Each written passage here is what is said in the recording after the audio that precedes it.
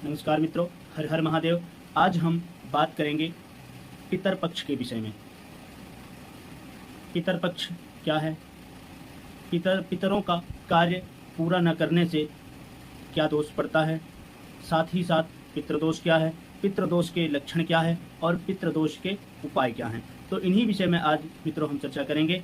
तो देव कार्यादपि मुने पितृ कार्यम विशिष्यते, देवता नाम ही पितरम माप्यायनम स्मृतम। इस श्लोक का अर्थ यह है मित्रों कि पितृदेव प्रसन्न हैं तो आपके देव प्रसन्न हैं, और अगर आपके पितृ रुष्ट हैं तो जिन देवी देवताओं की आप पूजा करते हैं वो देवी देवता भी आपके रुष्ट हैं, मतलब आपकी पूजा स्वीकार नहीं करेंगे। तो जीवतो वाक्य करणात् मृतोर हरिर भूरि भोजनात् गयायाम पिंडदानात् चो तृतीय पुत्रस्य पुत्रता। तो मित्रों, अश्विन कृष्ण पक्ष प्रतिपदा से लेकर अमावस्या इन 15 दिन पितृपक्ष कहलाता है।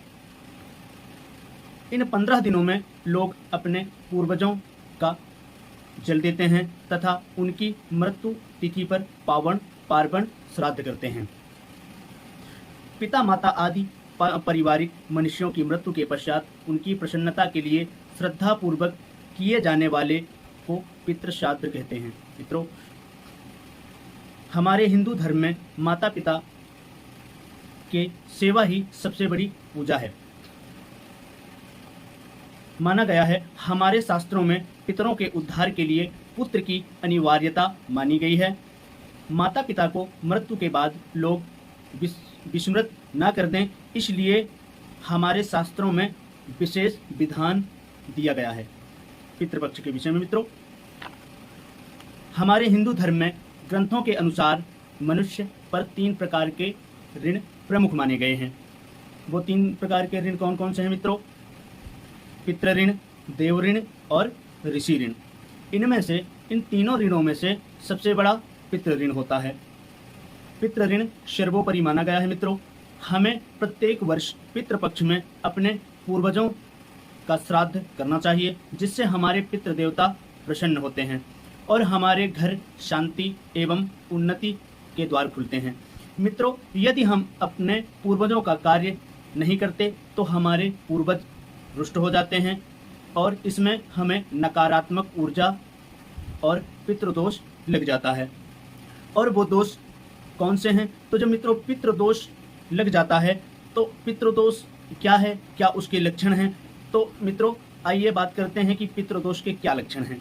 तो जब पितृदोष पितरों का कार्य अधूरा करने में, मतलब पूरा कार्य ना होने पर और पितृदेवता हमारे रुष्ट हो जाते हैं तो उसे पितृदोष लग जाता है। तो जब पितृदोष लगता है तो मतलब पितृदोष को समझने के लिए क्या लक्षण होते हैं, तो पितृदोष के लक्षण के विषय में बात करते हैं मित्रों। तो जब पितृदोष लगता है तो परिवार में अशांति हो जाती है, वंश में वृद्धि में रुकावट हो जाती है, अचानक बीमार होने लगते हैं, कोई भी अचानक परिवार में बीमार हो जाता है, धन में बरकत नहीं होती और सारी सुख सुविधा होने के बावजूद भी सुख का उपभोग नहीं कर पाता। तो इसके अलावा मन असंतुष्ट रहना, यही पितृदोष के लक्षण हैं। तो ये तो रहे मित्रों पितृदोष के लक्षण। अब इससे शुभता प्राप्त करने के लिए क्या उपाय करने चाहिए कि हमारी अगर कुंडली में पितृदोष लग गया है तो उसे शुभ फल हमें प्राप्त करने के लिए हमें कौन कौन से उपाय करने चाहिए। तो इन उपायों के विषय में बात करते हैं मित्रों, आप ध्यानपूर्वक सुने। तो मित्रों, जब हमारी कुंडली में पितृदोष लग जाता है तो हमें इन सब उपाय जरूर करना चाहिए।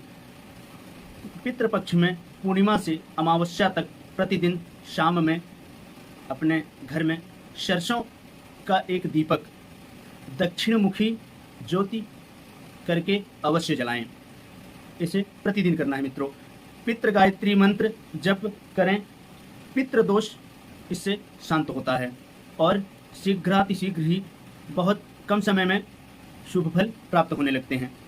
और भागवत का मूल पाठ और गीता का पाठ पितृपक्ष में नित्य करना चाहिए, और हो सके तो अपना दैनिक दिनचर्या के अनुसार प्रतिदिन करना चाहिए, नहीं तो पितृपक्ष में तो अवश्य करना चाहिए मित्रों। और गाय, कुत्ता, कौवा और चींटियों को भोजन अवश्य कराएं। तो ये रहा मित्रों पितृदोष के उपाय। इन उपायों को करने से जरूर ही पितृदोष से छुटकारा मिलता है और पितृदोष से पीड़ित व्यक्ति सुखी जीवन जीने लगता है, संसार के सारे रुके हुए काम पूरे होने लगते हैं। तो मित्रों, ये रहा पितृदोष का समाधान। और कोई व्यक्ति को प्राणी की पुण्यतिथि नहीं याद है, जैसे अगर किसी व्यक्ति के देहांत के समय अगर किसी को भ्रमित विस्तृत हो जाए या किसी कोई भूल जाए कि हमारे पिताजी की या माताजी की कौन सी पुण्यतिथि है, किस दिन उनका स्वर्गवास हुआ, तो मित्रों इस विषय में फिर उस व्यक्ति को अपने पितरों की श्राद्ध अमावस्या के दिन करना चाहिए। तो पुण्यतिथि नहीं याद है तो वह अमावस्या को दिन ब्राह्मणों को भोजन करा के अपने पितरों के श्राद्ध कर लेना चाहिए। तो ये रहा मित्रों हमारे पितृपक्ष और पितृदोष के लक्षण और पितृदोष के उपाय। तो ज़रूर ही आप दी गई हुई जानकारी से संतुष्ट हुए होंगे मित्रों। हर हर महादेव। वीडियो को लाइक, शेयर और कमेंट करके ज़रूर बताएं और साथ ही साथ चैनल को सब्सक्राइब करें मित्रों। हर हर महादेव।